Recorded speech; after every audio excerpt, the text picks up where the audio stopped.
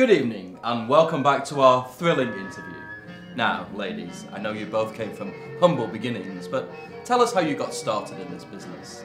Well, we got our first big break in 1949. That's right, we had a little vaudeville review right here in Callaway, Minnesota. When fame came knocking on our dressing room door one night. Oh, we were barely in our robes when Solomon Daniels... You know, the casting director. Right, he barged in and he said, "Ladies, you have faces for the screen." And tits for the eyes. That's how they told you got the part back then. I'm sure. But you've worked with a few stars in your time, but there's one household name in particular I think we'd like to hear about. Oh, yes. You know, you never know how those famous actors are going to behave, but he was such a softie. Oh, yes, and many people don't know this, but his real name is Jeff. Well, of course, we all know him now as Mr. Furballs, the world's most famous cat actor. That's right. The Fat Cat's cat food commercial would never have been a success without Mr. Furballs. And us. And us.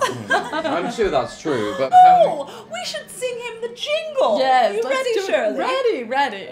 A one, a two, a 1, 2, 3. A little of this and a little of that. Don't you worry about what's in your fat cat. It's mostly horse meat. What a time. Now, after that, we couldn't go anywhere without people stopping us and yelling, "Hey, fat cats!"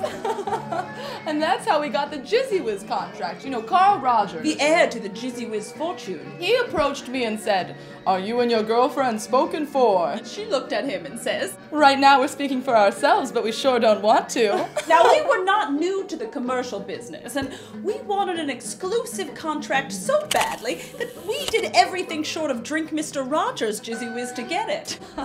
Wouldn't you know it, the very next week, we are the faces of Jizzy Whiz Toilet Bowl Cleaner. That was quite a milestone of a commercial. You know, that was the first time they ever showed a woman's hand in the same frame as a toilet bowl. Boy, we sure got in a lot of trouble that way. You know, the Callaway Times interviewed us and said, "Do you think it's appropriate to show the hand of an innocent woman in the same frame as a filthy John?" And I said, "Well, it's not the first filthy John these hands have been in." That's great. But can we please... we'll gladly do the ditty for Jizzy Whiz as well.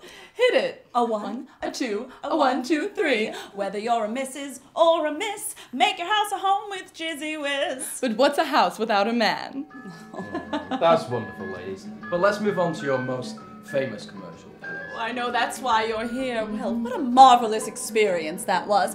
You know, we were not originally up for those roles. It's true. It seems they had something else in mind for the faces of Mammy's Best pancake syrup. You know, casting directors can be so small-minded. Nothing a little blowjob can't fix. That's right.